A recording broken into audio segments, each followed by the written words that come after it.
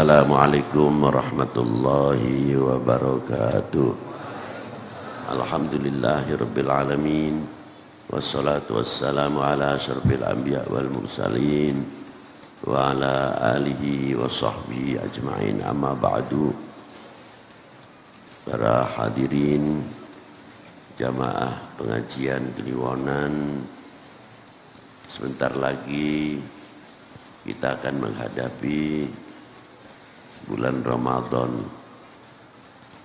Mari kita belajar menerima kedatangan bulan Ramadan dengan penuh kegembiraan, kesabaran, serta ridho kepada Allah Subhanahu wa Ta'ala, dan terima apa yang segala diperintahkan kepada kita semuanya.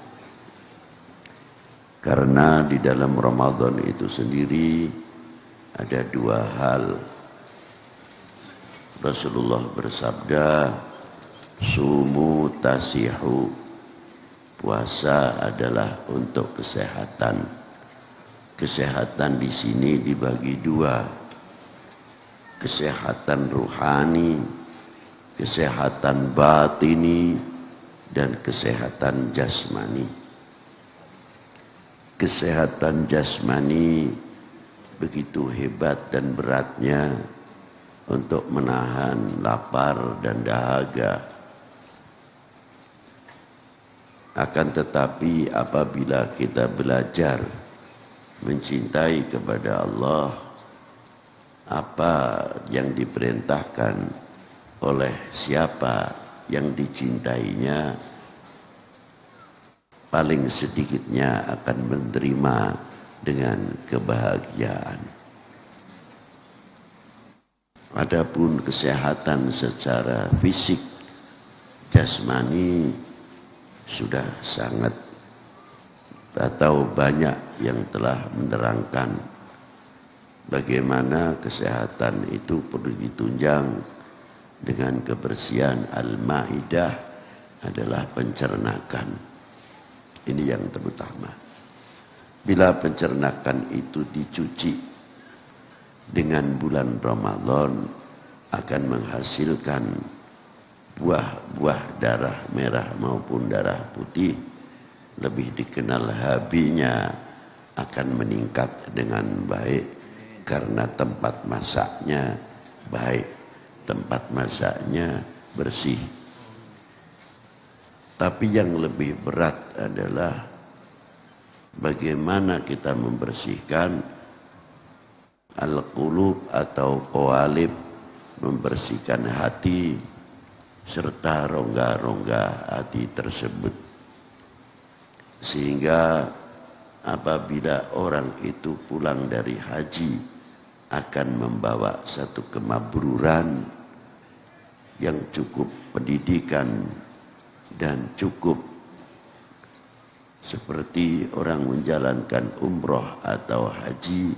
Kalau musim panas, yang jangan tanya kepanasan.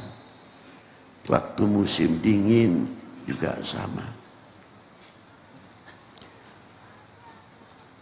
Tidak cukup dari itu, bagaimana ketika kita menahan panas, tidak terlepas walaupun tidak berpuasa, merasa dahaga. Yang kedua, ketika kita menjalankan umroh atau sa'i atau tawaf, ditantang suatu kesabaran.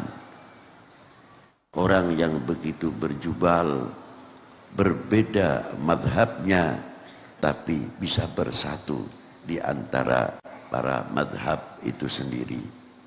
Itu diantaranya.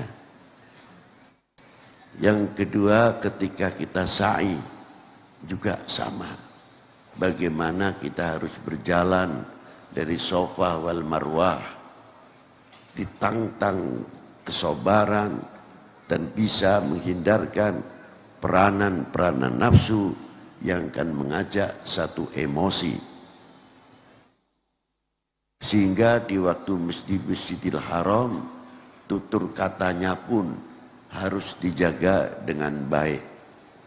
Ketika waktu menjalankan umroh, haji, dan tempat-tempat yang banyak disunahkan oleh Rasulullah Shallallahu Alaihi Wasallam. Mampukah kita membawa oleh-oleh tersebut? Kalau bulan haji atau umroh, orang sedang memakai pakaian ihram, rambut jatuh saja satu, kena denda. Apalagi sisiran sengaja, satu rambut pun jatuh, kena denda. Kita berpikir bagaimana kalau mencabut rambutnya orang lain, sedangkan rambutnya sendiri saja kena peraturan, kena wasit, kena denda. Itu satu contoh. Mestinya pulang haji itu bisa membawa.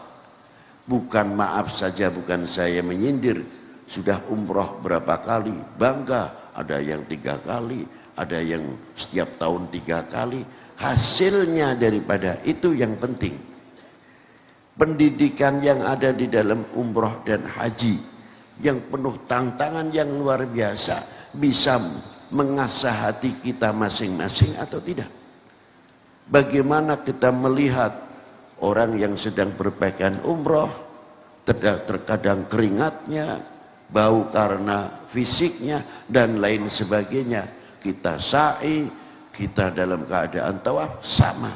Mampu tidak kita menjaga bau-bau yang tidak enak di antara sesama teman haji ketika kita menjalankan tawaf ataupun sa'i?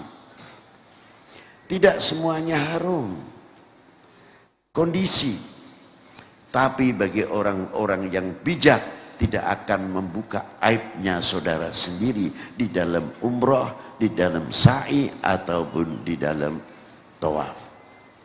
Oleh-oleh itu bisa dibawa ke dalam negerinya sendiri atau tidak.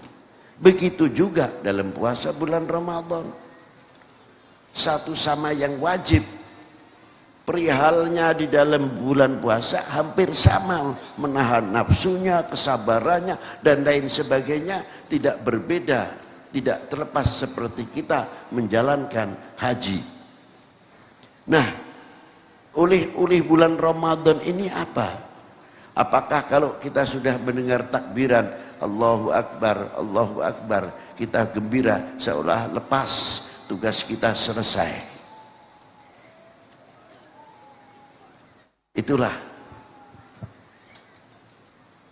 sejauh mana kita ditantang merasa selaku hamba, sadar selaku hamba, apa kewajibannya sang hamba kepada Tuhannya. Bila mana kita bisa membawa bekal di Ramadan untuk dijadikan bekal untuk ketemu Ramadan yang akan datang, fa insyaallah sama-sama kita panjang umur, fi sehatin wal afiyah. Pembekalan selalu diberi oleh Allah Ta'ala min Ramadan ila Ramadan, min Ramadan ila Ramadan. Semoga dengan Ramadan kita mendapat didikan akhlak yang luar biasa. Yang terakhir, semoga yang di jamaah pengajian ini mau sama-sama berjabat tangan untuk saling memaafkan, karena kita akan menjalankan puasa bulan Ramadan, supaya kita dalam ibadah sama-sama bersih. Orang bilang 0000 itu. Nah, dari itu saya selaku pembimbing atau sedikit yang mengisi di dalam Kliwonan, pribadi saya terutama minta maaf sebesar-besarnya kepada para jamaah semuanya. Kesalahan yang disengaja atau yang tidak disengaja, jangan dikira orang yang alim itu pasti bersih, siapa bilang?